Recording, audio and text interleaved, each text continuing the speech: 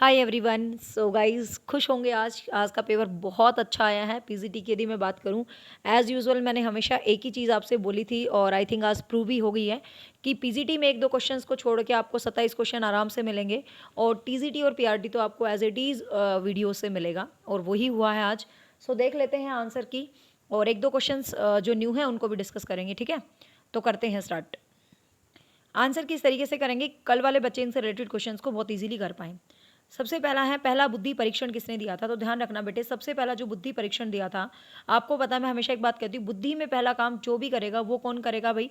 Alfred B ने करेगा। But याद रखना कि बुद्धि शब्द जो दिया था वो सबसे पहले गाल्टन ने दिया था, ठीक है ना। लेकिन बुद्धि में जो पहला काम करता है भाई वो अपना कौन करता है? बी ने करेगा। तो ये चीज़ आप बहुत अच्छे तरीके से याद रखें, कई बार एग्जाम में एज इट इज़ पूछा गया क्वेश्चन है ये।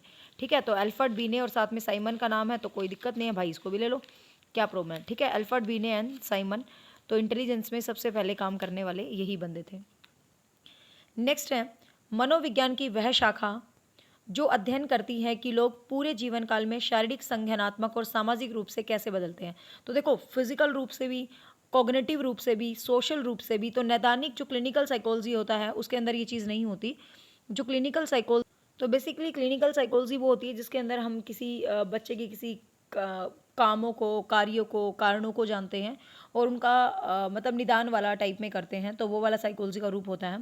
परामर्श मनोविज्ञान वो होता है बच्चे जिसमें हम किसी को काउंसलिंग देते हैं इस तरीके से। विकासात्मक मनोविज्ञान आपको पता है जो ह्यूमन लाइफ की जो डेवलपमेंट होती है वो विकासात्मक मनोविज्ञान होता है। प्रयोगात्मक जो प्रैक्टिकल साइकोलॉजी होती है। और एक आजकल बहुत फेमस है, पूछ ले कि आधुनिक या नवीनतम शाखा है तो पैरा मनोवैज्ञानिक है। तो पूरे जीवन काल को जो डिफाइन करती है आपको पता, वो विकासात्मक मनोविज्ञान रहेगा। आंसर रहेगा 3। नेक्स्ट है, निम्नलिखित में से कौन सा जन्मजात अभिप्रेरक नहीं है? तो जन्मजात अभिप्रेरक कौन कौन से होते हैं? जो इंटरनल मोटिवेशंस होते हैं जिनके लिए हमें किसी बाहरी सोर्स की नीड नहीं पड़ती, जिसमें आपको पता है भूख, विश्राम, काम। ठीक है, भूत, विश्राम, काम। और इसका फोर्थ होता है सेक्सुअल एनर्जी। वो भी आपका जन्मजात अभिप्रेरक के अंदर ही आता है। लेकिन जो सुरक्षा होती है ये आपका जन्मजात अभिप्रेरक नहीं आता। ये मैस्लो की जो नीड्स हैं उसमें जो सेकंड नंबर पे नीड है बच्चे, उसमें आता है सुरक्षा। ये हमारी कभी भी फर्स्ट प्रायोरिटी नहीं होती। नेक्स्ट है, मैं हमेशा बोलती हूँ फ्री का क्वेश्चन है भाई, और ये फिर से दे दिया और वो भी पीजीटी में दे दिया, कमाल कर दिया। बाल मनोविज्ञान के जो जनक माने जाते हैं भाई स्टैनले हॉल, तो वो किशोर अवस्था के ऊपर बहुत अध्ययन किया था और किशोर अवस्था को संघर्ष एवं तूफान की अवस्था बोलने वाले कौन थे? Stanley hall. ठीक है, नेक्स्ट है, निम्नलिखित में से कौन सा गैने द्वारा प्रदत्त अधिगम सोपान की सिद्धांत का उच्चतम स्तर है? Question repeated from 2018। आपने एक चीज़ नोट की हो तो मैंने आपको साइकोलॉजी की #15 सीरीज करवाई थी जिसमें मैंने प्रीवियस क्वेश्चंस करवाए थे। यदि आप ध्यान से देखो ना, उस #15 वाली सीरीज में से ही 7-8 question as it is repeated है, जो मैंने आपको 2014, 15, 16, 17, 18, 19, 20 करवाई थी, वहीं से रिपीटेड है। तो गैने की यदि हायरार्की की हम बात कर लेते हैं तो कल भी जिनको क्वेश्चन आ जाए तो पता होना चाहिए। गैने ने 8 स्टेप दिए थे भाई लर्निंग के।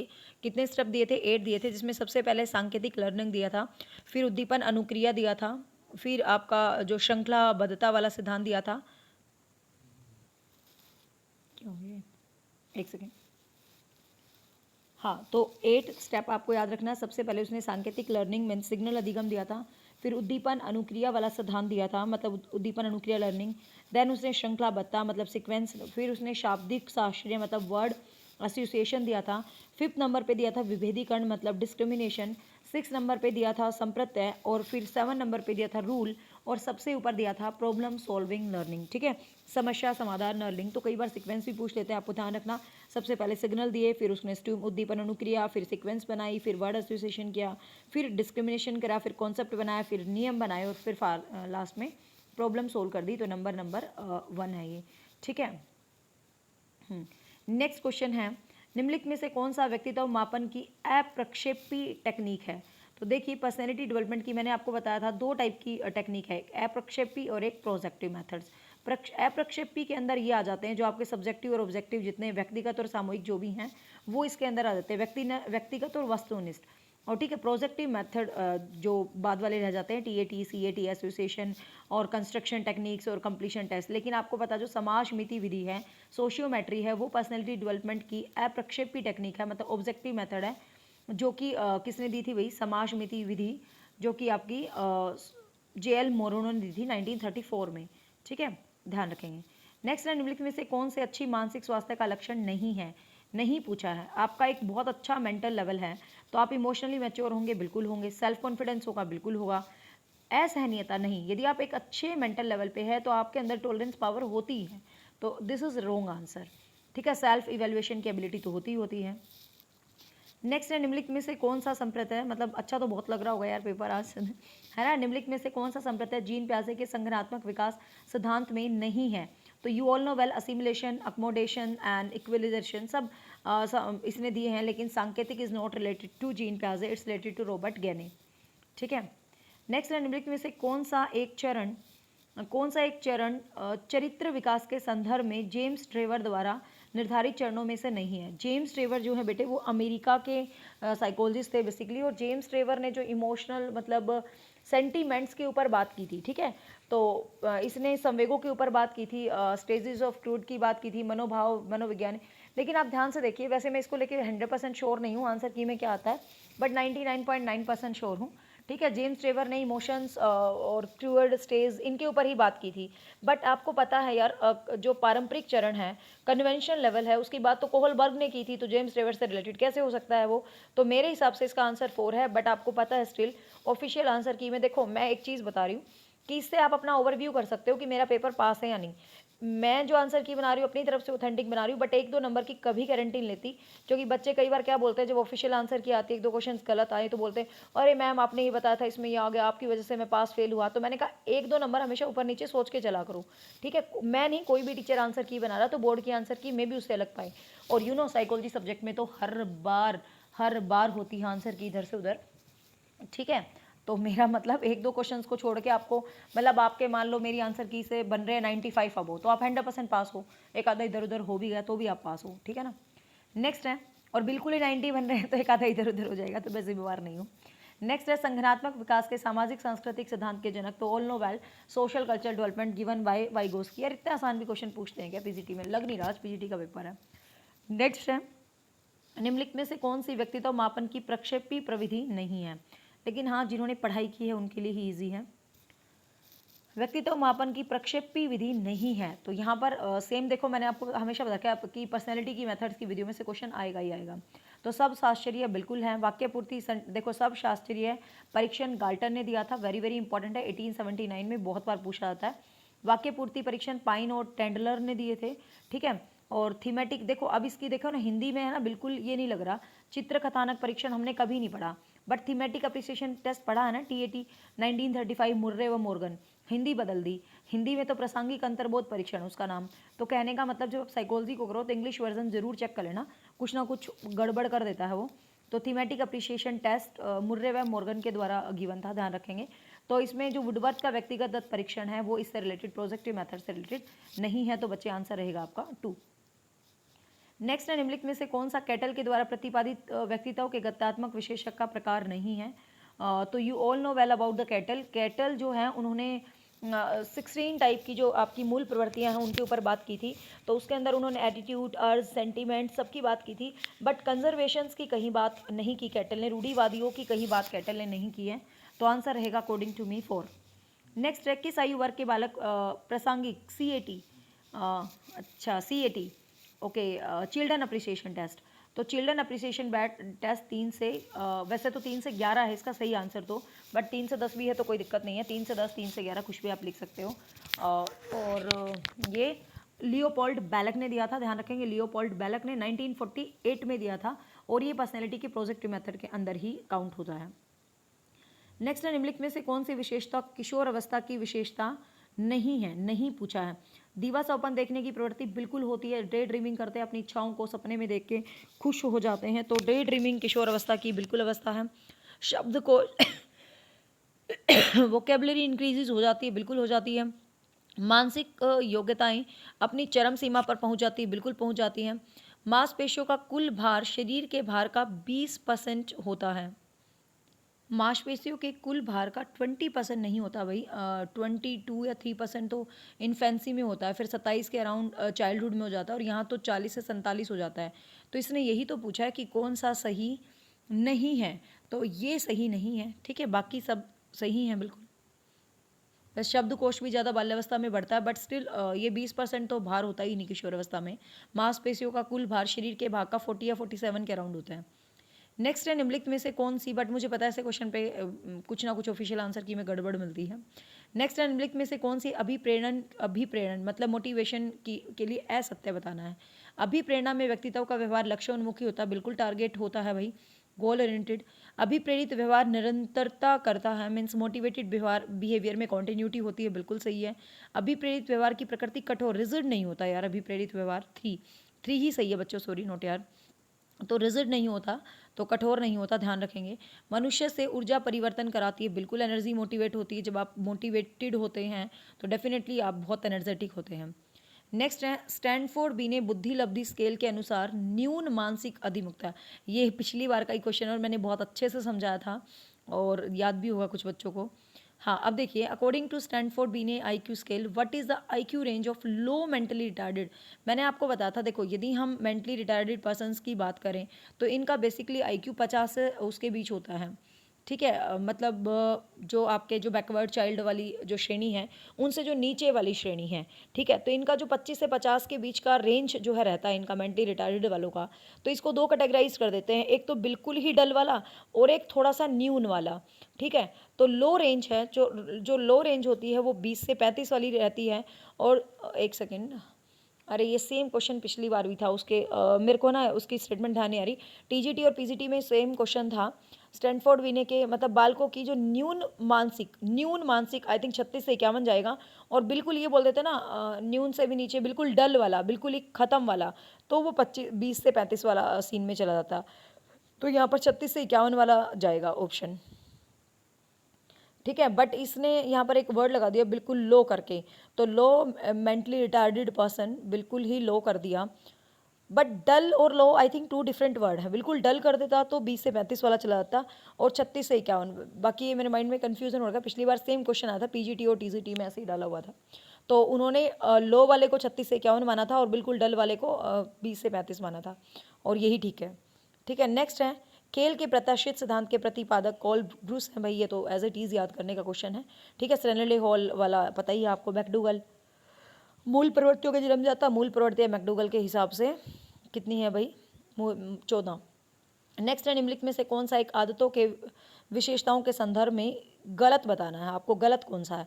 आदत विशेष स्थिति के लिए स्वतः प्रतिक्रिया है। Habit is the automatic response of the specific situation, बिल्कुल आदत है हमारी हर सिचुएशंस के अकॉर्डिंग रिएक्ट करती हैं। आदत वंशानुक्रम से हासिल होती हैं। आगे देखते हैं, आदत अच्छी तरह से सीखा प्रदर्शन है। Habit is an well learn performance, आदतें सिखाई जाती हैं वैसे, हाँ। आदत केवल समान परिस्थितियाँ होने पर प्रदर्शित होती हैं। Habit is performed only in similar circumstances. आदत, वैसे आदत ज़्यादातर हेरिडिटी से भी नहीं आती भाई, आदत ज़्यादातर एनवायरनमेंट से आती है। ठीक है, आदतें वैसे हेरिडिटी से आ जाती हैं नो डाउट, बट आदतें ज़्यादा विकसित होती हैं एनवायरनमेंट से। आदत केवल समान परिस्थितियाँ होने पर प्रदर्शित होती हैं, ऐसा नहीं कह सकते हम। देखो, अब यहाँ पर एग्जामिनर क्या करता है भाई, वो एग्जामिनर की मर्जी है, बट मुझे 2 and 4 में डाउट है, क्योंकि देखो आदत वंशानुक्रम से होती है लेकिन आदत मेनली हेरिडिटी से नहीं होती, एनवायरनमेंट से होती है। ठीक है, आदत केवल समान परिस्थितियाँ होने पर प्रदर्शित होती हैं, ये तो कोई तुक नहीं है, क्योंकि हमारी आदतें हैं तो सिमिलर सिचुएशंस में प्रेजेंट होंगी। तो मुझे 2 और 4 पे डाउट है। अब देखते हैं कमीशन क्या करता है इसकी आंसर। नेक्स्ट है, निम्नलिखित में से कौन सा सिद्धांत अधिगम के अंतरण सिद्धांतों से संबंधित नहीं है। मानसिक अनुशासन, थ्योरी ऑफ मेंटल डिसिप्लिन बिल्कुल है, और थ्योरी ऑफ आइडेंटिकल एलिमेंट बिल्कुल है, ये सब मैंने करवाए थे तुम्हें। थ्योरी ऑफ जनरलाइजेशन बिल्कुल है, लेकिन रिटर्न रोट मेमोरी का कोई सीन नहीं है इससे। थ्योरी ऑफ मतलब ठीक है ना, रोट मेमोरी से रिलेटेड कोई बात नहीं है। शुबैल ने अपने शाब्दिक अधिगम में कहा था कि रोट मेमोरी नहीं होनी चाहिए, मतलब बच्चों को रटन प्रणाली नहीं सिखाना चाहिए। नेक्स्ट है, निम्नलिखित में से थॉर्नडाइक के संबंधवाद सिद्धांत का नाम नहीं है। तो आपको पता जो थॉर्नडाइक का सिद्धांत है, ट्रायल एंड एरर मेथड, उसी के बहुत सारे नाम हैं। उसी को स्टिमुलस रिस्पॉन्स थ्योरी कहते हैं, उसी को कनेक्शनिज्म कहते हैं, उसी को बॉन्ड थ्योरी कहते हैं, उसी को ट्रायल एंड एरर मेथड कहते हैं, और उसी का सिद्धांत का नाम संयोजनवाद सिद्धांत भी है, ध्यान रखेंगे। लेकिन अनुबंधित अनुक्रिया, थ्योरी ऑफ कंडीशन रिस्पॉन्स, तो कंडीशनल जो रिस्पॉन्स थ्योरी है that is given by Pavlov द्वारा है। ओपरेंट कंडीशनिंग स्किनर की है, कंडीशनल रिस्पॉन्स पावलव ने दी थी, ध्यान रखना। ठीक है, ये पावलव के द्वारा गिवन थ्योरी है। पावलव नोबेल प्राइज विनर है। निम्नलिखित में से कौन सा आधुनिक मनोविज्ञान का व्यवहारिक दृष्टिकोण है। ठीक है। आधुनिक मनोविज्ञान का व्यवहारिक दृष्टिकोण है। खुले व्यवहार पर ध्यान केंद्रित करना, focus on overt behaviour. Okay. संज्ञानात्मक क्रियाओं पर ध्यान करना, आपकी कोग्निटिव प्रोसेस पर। जैविक घटनाओं पर ध्यान केंद्रित करना, फोकस ऑन बायोलॉजिकल इवेंट नहीं। पुरुष पूर्वाग्रह की बिल्कुल नहीं है।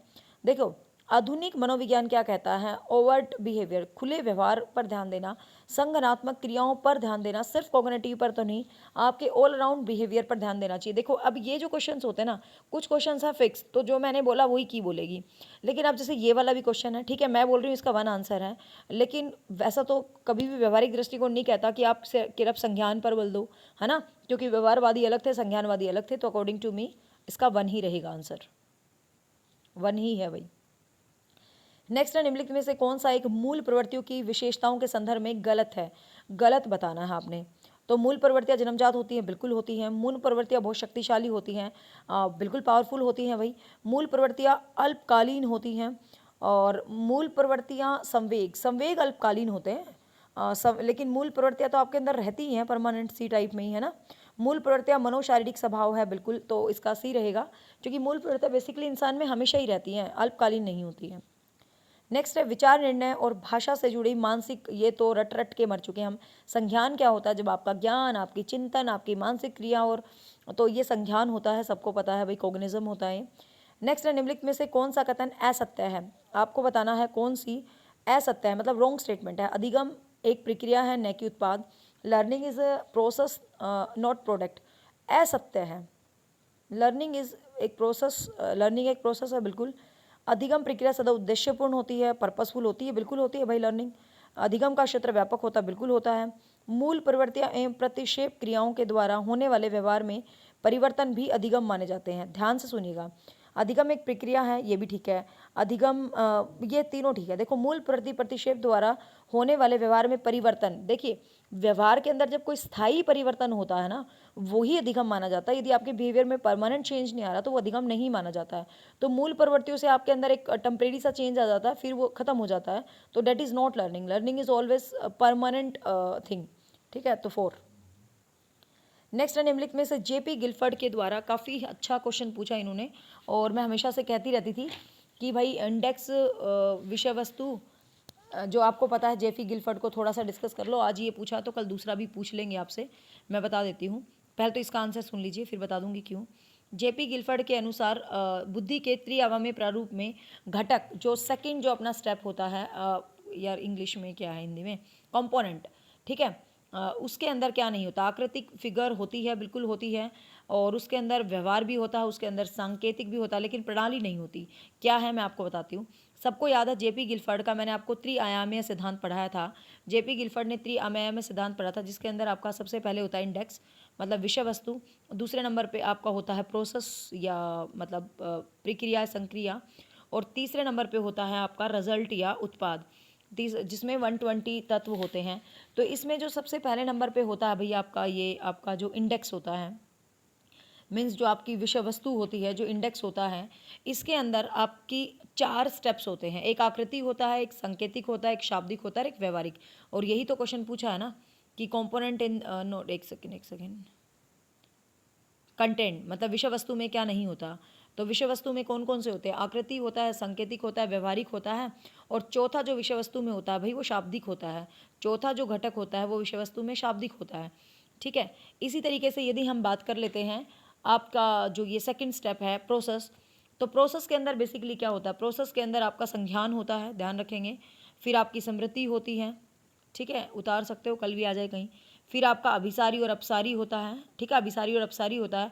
और पांचवा जो स्टेप होता है वो मूल्यांकन होता है, ठीक है। तो मैं रिपीट कर देती हूँ, प्रोसेस के अंदर संज्ञान होता है, स्मृति होती है, अपसारी अभिसारी चिंतन होता है, और मूल्यांकन होता है, ठीक है। और विषय वस्तु के अंदर आकृतिक होती है, सांकेतिक होता है, शाब्दिक होता है, और व्यवहारिक होता है। और जो उत्पाद होता है उसके अंदर भी ध्यान रख लो, उसके अंदर जो 6 स्टेप होते हैं, उसमें सबसे पहले यूनिट मतलब इकाई होता है, फिर उसके अंदर वर्ग होता है, फिर उसके अंदर संबंध होता है, फिर उसके अंदर प्रणाली होती है, फिर उसके अंदर परिवर्तन या मतलब ट्रांसफॉर्मेशन, रूपांतरण बोलते हैं, और छठा उसके अंदर निहितार्थ होता है, मतलब इम्प्लीकेशंस होता है। Again I repeat, first unit होती है, सेकंड क्लास मतलब वर्ग होता है, थर्ड रिलेशन संबंध होते हैं, फोर्थ प्रणाली या सिस्टम होता है, फिफ्थ परिवर्तन या ट्रांसफॉर्मेशन होता है, और सिक्स इम्प्लीकेशन होता है।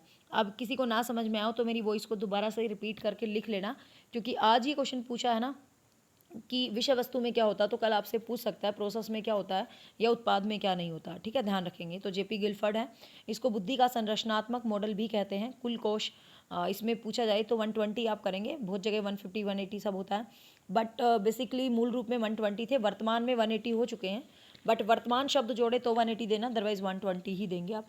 ठीक है, नेक्स्ट क्वेश्चन है भाई, नेक्स्ट क्वेश्चन है स्मृति के तत्वों का सही क्रम बताइए। ये तो हमने इतनी बार किया है कि मेमोरी के जो तत्व होते हैं, एलिमेंट है, सही क्रम। तो सबसे पहले इंसान क्या करेगा भाई, इंसान सीखता है, लर्न करता है, तो सबसे पहले अधिगम होता है। अधिगम इसमें है, इसमें है, इसमें है। ठीक है, अधिगम के बाद इंसान रिटेंशन करता है, धारण करता है, तो धारण सिर्फ इसी स्टेप में है, तो यही आ गया।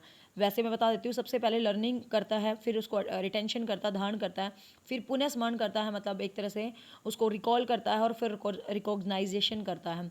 आज स्मृति के पूछें तो कल आपसे क्रिएटिविटी के भी पूछ सकते हैं। प्रिपरेशन होता है, इंक्यूबेशन होता है, इल्यूमिनेशन होता है, और वेरिफिकेशन होता है। तो ध्यान रखना, कल क्रिएटिविटी के पूछ सकते हैं स्टेप्स। क्वेश्चन नंबर 27 है सृजनशीलता के पोषण एवं संवर्धन के लिए मस्तिष्क शुद्ध balance. Again repeated question, brain storming method Osborne ने करा था। 15 जो टेस्ट सीरीज मैंने आपको दी थी ना प्रैक्टिस प्रीवियस पेपर, उनमें से ही मोस्टली मैं कह रही हूँ 12-15 क्वेश्चन आए हुए हैं। ठीक है, सृजनशीलता के पोषण और संवेदन के लिए ओसबोर्न ने दिया था। निम्नलिखित में से कौन सी दबी हुई भावनात्मक ऊर्जा को निकालने का सही, ओसबोर्न ने दी थी भाई, वो ब्रेन स्टॉर्मिंग याद करना। नेक्स्ट है, निम्नलिखित में से कौन सी दबी हुई भावनात्मक ऊर्जा को, अचीवमेंट पूछ लेंगे कल, मैकलीन ने दी थी। निम्नलिखित में से कौन सी दबी हुई भावनात्मक ऊर्जा को निकालने का सही तरीका नहीं है, नहीं है, तो वो है ना ये जो अपने एडजस्टमेंट की युक्तियां हैं उनके ऊपर बात की गई है। सब्स्टिट्यूट्स रिस्पॉन्स होते हैं, डिस्प्लेसमेंट होती है, रिग्रेशन होता है, लेकिन सेल्फ पिटी नहीं होता भाई, आत्म करुणा नहीं होता। नेक्स्ट है, निम्नलिखित में से कौन सा मन का स्तर सुखवादी और सिद्धांत, ये एज ए टी स्टेटमेंट है, ये जो मैंने बोली थी आपको, मैंने आपको बताया था ईड, ईगो और सुपर ईगो। ईड क्या होता है भाई, जो सुखवादी होता है, तुरंत सेटिस्फेक्शन चाहता है, मतलब आई थिंक यदि आप नोट करो तो हमने जो 4 घंटे की लास्ट क्लास ली थी उसमें से ही बहुत सारे क्वेश्चन हैं। ठीक है, तो इदम है, इदम रहेगा इसका आंसर, तुरंत सेटिस्फेक्शन। अहम जो होता है वास्तविकता में जीता है, एडजस्टमेंट करता है, और परा अहम त्याग बलिदान वाला टाइप में होता है, जो फ्राइड की दी हुई पर्सनैलिटी के टाइप्स में थे। अगला क्वेश्चन, मनोविश्लेषण शब्द जहाँ भी आए रट लेना भाई, सिगमंड फ्राइड से रिलेटेड है। तो गाइस सिगमंड फ्राइड से है, जेबी वॉटसन आपको पता है इसमें व्यवहारवादी के रूप में है, लेकिन व्यवहारवाद शब्द सबसे पहले मैकडूगल ने यूज़ किया था। सिगमंड फ्राइड विलियम वुंट आपको पता है प्रयोगशाला बनाने के लिए फेमस है 1879 में, जर्मनी के लिप्जिंग शहर में, और जो कैटल है वो बुद्धि वगैरह से रिलेटेड है। सो गाइज ये थी ऑफिशियल आंसर की। जहाँ तक मुझे लगता है इसमें 28 क्वेश्चन ऑन बोर्ड हैं। पेड कोर्स वाले बच्चे क्या मैं कह रही हूँ, यूट्यूब वाले स्टूडेंट्स भी मुझे लगता है बहुत सेटिस्फाई होंगे। सो गाइज आपको जो भी हेल्प मिली है तो प्लीज़ मेरी वीडियोस को ज़रूर शेयर किया करें, मतलब self praise no recommend. But आज का स्टेट का पेपर क्लियर दिख रहा है, Hindi as it is, English as it is, psychology as it is, subjects के paper as it is. Paid course से बाहर तो कुछ आया ही नहीं किसी भी पेपर में। सब्जेक्ट्स में भी 50 स्टूडेंट्स ने अचीव किए हैं, और बहुत ही खुश हूँ। और मोस्टली आई थिंक जो मेरी विश थी, you guys are my achievers, और तो डेफिनेटली आप बनने वाले हैं। तो आपको जो भी चैनल से, वीडियो से जो भी हेल्प मिली, don't forget to comment below, ताकि मुझे पता चले यार सच में मैं ही बोल रही हूँ या आपको भी ऐसा फील हुआ है। ठीक है, क्योंकि मैं तो पेपर देख के बोल रही हूँ, लेकिन स्टूडेंट्स भी बोल रहे हैं सुबह से, मतलब जैसे पेपर खत्म हुआ मैसेज आए जा रहे हैं। And sorry for late update, क्योंकि आपको पता कल से वाईफाई ख़राब है, और मोबाइल डाटा में इतनी घंटे लग रहा है, वीडियो डाउनलोड करने में, अपलोड करने में बहुत दिक्कत हो रही है। बट स्टिल मैंने वीडियो को बना ही दिया, और अपलोड हो जाएगी आधे घंटे में। Bye bye, take care, thank you.